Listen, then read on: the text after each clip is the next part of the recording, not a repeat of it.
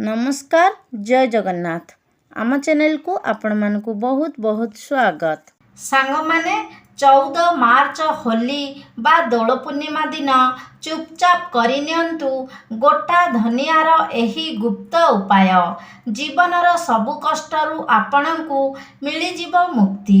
माता लक्ष्मी को आशीर्वादरू आपणଙ୍କ जीवनरे हेब धनर वर्षा। एही गोटिए दिनर उपाय रे आपण होइजिबे धनवान। खुशी रे पूरी उठिब आपणଙ୍କ घर परिवार। आपणଙ୍କର समस्त मनस्कामना पूर्ण हेब। सांग माने अनेक वर्ष परे पड़ुअछि एही सुवर्ण सुजोग। ए वर्ष 14 मार्च को होली बा दोल पूर्णिमा पालन कराजिब। एही दिन मोट 72 प्रकारर शुभ संजोग बनुअछि जेउथिरे मुख्य हेउछि धनलक्ष्मी जोग, नक्षत्र जोग, सर्वार्थ सिद्धि जोग इत्यादि। सांग माने वेद पुराण अनुसारे होली दिन लक्ष्मी जयंती मध्य माना जाए। लक्ष्मी जयंती दिन केही भी व्यक्ति जदि निष्ठा और भक्तिर सह माँ लक्ष्मींकर पूजा आराधना करे तेबे से व्यक्तिर समस्त मनस्कामना पूर्ण हुए। शास्त्र अनुसारे लक्ष्मी जयंती दिन माँ लक्ष्मी धराधाम को भ्रमण करबा पई आसंती एवं पेचा वाहन रे बसी पूरा पृथ्वी भ्रमण करिथांती। एही दिन करा जाइथिबा समस्त पूजा पाठर शुभ फल मनुष्य को निश्चय मिले। एही दिन 14 मार्च दोल पूर्णिमा दिन आपण विधि विधानर सह धनियार एक महा उपाय करिनेबे तेबे तुरंत ही आपण माँ लक्ष्मींकर कृपा एवं आशीर्वाद प्राप्त करिबे। एहा परे आपणଙ୍କ जीवनरे समस्त आर्थिक कष्टरू आपण मुक्ति पाइजिबे। एही होली परे परे आपणଙ୍କ जीवनरे हेब धनर आगमन। आपणଙ୍କ जीवनरे धन आगमनर नूतन मार्ग खोलिजिब। आपणଙ୍କ जीवनरे जेउ धन आसीब सेथिरे वृद्धि हेब। आगकू आसुथिबा समय आपणଙ୍କ पई शुभ प्रमाणित हेब। जदि कौनसी कार्य अटकी रहिछि ताहा मध्य सुरुखुरु रे समाप्त हेब।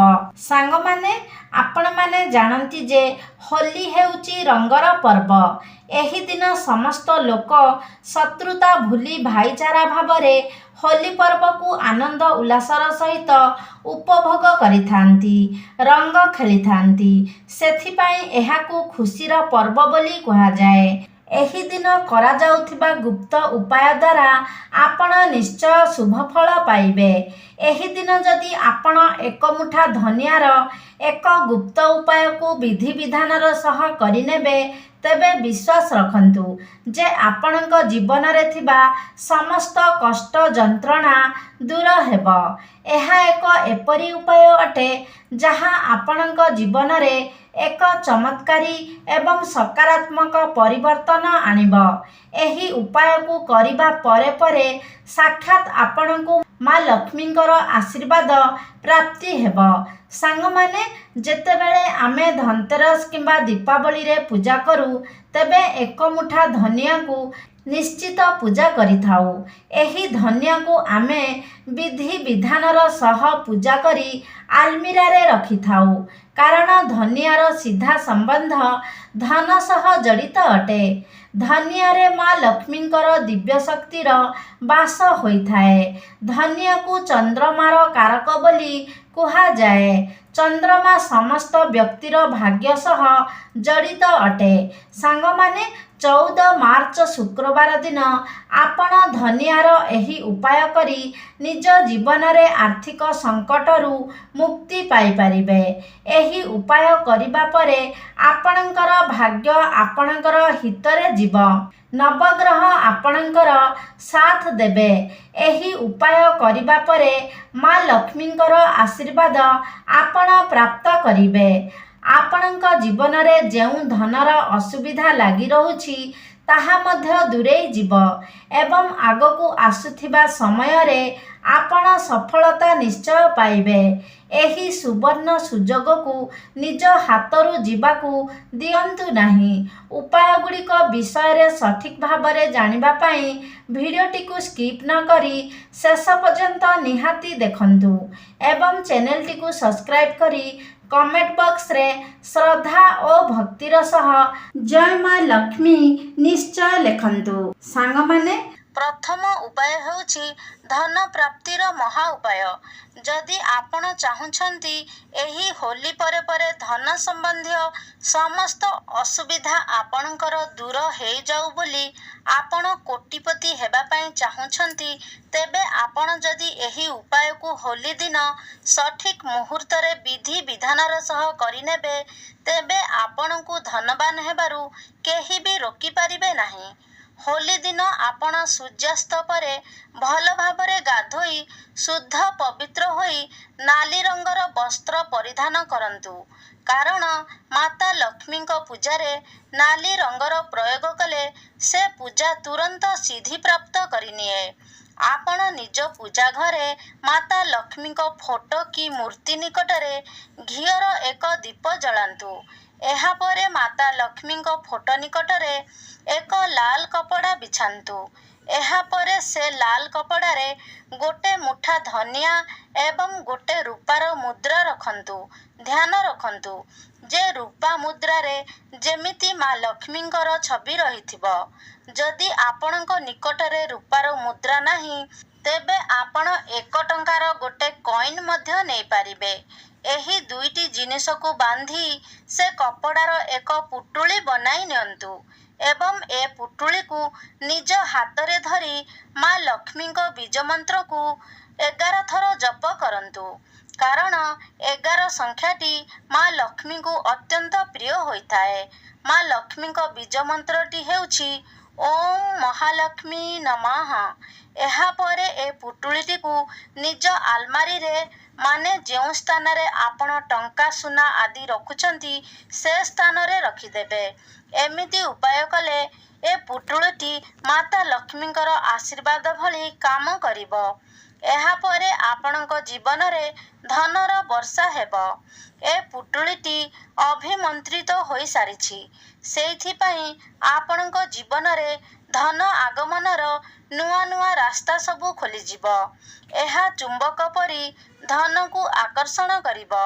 ଦ୍ୱିତୀୟ ଉପାୟଟି ହେଉଛି ଶୁକ୍ର ଗ୍ରହର ସାଥ ପାଇବାର ମହା ଉପାୟ। ସାଙ୍ଗମାନେ, ଆପଣମାନେ ଜାଣନ୍ତି ଯେ ଶୁକ୍ର ଗ୍ରହକୁ ଧନ ସମ୍ପଦର ଗ୍ରହ ବୋଲି କୁହାଯାଏ। ଯେଉଁ ବି ବ୍ୟକ୍ତିର ଶୁକ୍ର ଗ୍ରହ ମଜବୁତ ଥାଏ, ସେ ବ୍ୟକ୍ତି ଧନ ସମ୍ବନ୍ଧୀୟ ଯେଉଁ ବି ନିର୍ଣ୍ଣୟ ନିଏ, ସେଥିରେ ତାକୁ ଫାଇଦା ହିଁ ପହଞ୍ଚିଥାଏ। ଯଦି ଆପଣ ଚାହୁଁଛନ୍ତି କି ଆପଣଙ୍କ କୁଣ୍ଡଳୀର ଶୁକ୍ର ଗ୍ରହ ଆପଣଙ୍କ ସାଥ ଦେଉ ବୋଲି, ତେବେ ଆପଣ କ'ଣ କରିବେ ନା ହୋଲି ଦିନ ଲାଲ କପଡ଼ା ଗୋଟିଏ ନେବେ ଓ ଲାଲ କପଡ଼ାରେ ଗୋଟେ ମୁଠା ଧନିଆ ନେଇ ସେ କପଡ଼ାର ଏକ ପୁଟୁଳି ବନାଇ ନେବେ ଏବଂ ଏହାପରେ ସେ ପୁଟୁଳିକୁ ନେଇ ଛାତ ଉପରେ ଏମିତି ଜାଗାରେ ରଖିଦେବେ ଯେଉଁ ସ୍ଥାନରେ କି ଚନ୍ଦ୍ର କିରଣ ପଡ଼ୁଥିବ। ସେହି ସ୍ଥାନରେ ହିଁ ଏ ପୁଟୁଳିଟିକୁ ରଖିବେ। ଏହାପରେ ତା ପରଦିନ ସକାଳୁ ଗାଧୋଇ ଛାତ ଉପରକୁ ଯାଇ ସେ ପୁଟୁଳିଟିକୁ ଆଣି ନିଜ ରୁମରେ ରଖିନେବେ। କେବଳ ଏତିକି ଉପାୟ କରିନେଲେ ଆପଣଙ୍କ କୁଣ୍ଡଳୀର ଶୁକ୍ର ଗ୍ରହ ଆପଣଙ୍କ ସାଥ ଦେବ। ଆପଣ ଧନ ସମ୍ବନ୍ଧୀୟ ଯେଉଁ ବି ନିର୍ଣ୍ଣୟ ନେବେ, ସେଥିରେ ଆପଣଙ୍କୁ ଲାଭ ହେବ। ମାତା ଲକ୍ଷ୍ମୀଙ୍କ କୃପାରୁ ଆପଣଙ୍କ ଜୀବନରେ ଧନର ବୃଦ୍ଧି ହେବ। ଏହି ଉପାୟଟି ତନ୍ତ୍ର ଶାସ୍ତ୍ରରେ ବର୍ଣ୍ଣିତ ଅଛି। 14 ମାର୍ଚ୍ଚ ହୋଲି ଦିନ ଏହି ଉପାୟଟି କରିନେଲେ ଆପଣଙ୍କୁ ସଫଳ ହେବାରୁ କେହି ବି ରୋକିପାରିବେ ନାହିଁ। ତୃତୀୟ ଉପାୟଟି ହେଉଛି କରଜରୁ ମୁକ୍ତି ପାଇବାର ମହା ଉପାୟ। ସାଙ୍ଗମାନେ, ଯଦି ଆପଣ ଋଣ ଭାରରେ ବୁଡ଼ି ରହି ଅନେକ ଅସୁବିଧା ଭୋଗ କରୁଛନ୍ତି, ତେବେ ସେଥିରୁ ମୁକ୍ତି ପାଇବା ପାଇଁ ଆପଣ କ'ଣ କରିବେ ନା 14 ମାର୍ଚ୍ଚ ହୋଲି ଦିନ ଗୋଟେ ଛୋଟ ହଳଦିଆ କପଡ଼ା ନେବେ। ସେ କପଡ଼ାରେ ଗୋଟେ ମୁଠା ଧନିଆ ରଖି ସେ କପଡ଼ାର ଏକ ପୁଟୁଳି ବନାଇ ନେବେ। ଏହାପରେ ରାତିରେ ଶୋଇବା ସମୟରେ ଆପଣ ସେ ପୁଟୁଳିକୁ ନିଜ ମୁଣ୍ଡ ପାଖରେ ତକିଆ ତଳେ ରଖି ଶୋଇବେ। ଏହାପରେ ତା ପରଦିନ ମାନେ 26 ମାର୍ଚ୍ଚକୁ ସେହି ହଳଦିଆ ପୁଟୁଳିକୁ ପ୍ରବାହିତ ଜଳରେ ଭସାଇ ଦେବେ। ସାଙ୍ଗମାନେ, କେବଳ ଏତିକି ଉପାୟ ଲକ୍ଷ୍ମୀ ଜୟନ୍ତୀ ଦିନ ଆପଣ କରିନେବେ। ତେବେ ଯେଉଁ କରଜରେ ଆପଣ ବୁଡ଼ି ରହିଛନ୍ତି ସେ କରଜରୁ ଆପଣଙ୍କୁ ମୁକ୍ତି ମିଳିଯିବ। ଏ ଉପାୟ ବିଷୟରେ ଜ୍ୟୋତିଷ ଶାସ୍ତ୍ରରେ ଲେଖା ଅଛି। ଏହି ଉପାୟକୁ କରି ଅନେକ ଲୋକ କରଜରୁ ମୁକ୍ତି ମଧ୍ୟ ପାଇଛନ୍ତି। ଚତୁର୍ଥ ଉପାୟଟି ହେଉଛି ଭାଗ୍ୟର ସାଥ ପାଇବାର ମହା ଉପାୟ। ସାଙ୍ଗମାନେ, ଯଦି ଆପଣ ଚାହୁଁଛନ୍ତି ଏ ହୋଲି ପରେ ପରେ ଆପଣଙ୍କର ଭାଗ୍ୟ ପ୍ରବଳ ହେଉ ବୋଲି, ଆପଣଙ୍କ ନବଗ୍ରହ ଆପଣଙ୍କ ସାଥ ଦେଉ ବୋଲି, ଆପଣ ଯେଉଁ ବି କାର୍ଯ୍ୟ ଆରମ୍ଭ କରୁଛନ୍ତି ସେଥିରେ ଯଦି ସଫଳତା ମିଳୁ ବୋଲି ଚାହୁଁଛନ୍ତି, ତେବେ ଏହି ଉପାୟଟିକୁ ନିଶ୍ଚିନ୍ତ କରିନେବେ। ସାଙ୍ଗମାନେ, ଆପଣମାନେ ଜାଣନ୍ତି ଯେ ଗୋଟେ ଗାଈ ଭିତରେ 33 କୋଟି ଦେବାଦେବୀଙ୍କର ବାସ ହୋଇଥାଏ। ଆପଣ ହୋଲି ଦିନ 11ଟି ରୁଟି ବନାଇ ସବୁ ରୁଟିରେ ଅଳ୍ପ ଅଳ୍ପ ଧନିଆ ରଖିଦିଅନ୍ତୁ ଏବଂ କୋଉ ବି ଗାଈକୁ ନିଜ ହାତରେ ଖୁଆଇ ଦିଅନ୍ତୁ। କେବଳ ଏତିକି ଉପାୟ କରିନେଲେ 33 କୋଟି ଦେବାଦେବୀଙ୍କ ମାତା ଲକ୍ଷ୍ମୀଙ୍କର ମଧ୍ୟ ଆଶୀର୍ବାଦ ଆପଣ ପ୍ରାପ୍ତ କରିବେ। ଏହାପରେ ଆପଣଙ୍କ ଭାଗ୍ୟ ପ୍ରବଳ ହେବ। ସମସ୍ତ କ୍ଷେତ୍ରରେ ଆପଣଙ୍କୁ ସଫଳତା ମିଳିବ। ଧନ ସମ୍ବନ୍ଧୀୟ ସମସ୍ତ ଅସୁବିଧା ଦୂର ହୋଇଯିବ। ତେବେ ସାଙ୍ଗମାନେ, ଆଶା କରୁଛି ଆଜିର ଭିଡ଼ିଓଟି ଆପଣମାନଙ୍କୁ ନିଶ୍ଚିତ ଭାବରେ ଭଲ ଲାଗିଥିବ। ଯଦି ଭଲ ଲାଗିଛି ତାହେଲେ ଲାଇକ୍ କରନ୍ତୁ, ସେୟାର କରନ୍ତୁ। ଆମ ଚ୍ୟାନେଲକୁ ଯଦି ସବସ୍କ୍ରାଇବ୍ କରିନାହାନ୍ତି ତାହେଲେ ସବସ୍କ୍ରାଇବ୍ କରିଦିଅନ୍ତୁ। ସର୍ବେ ଭବନ୍ତୁ ସୁଖିନଃ। ଧନ୍ୟବାଦ।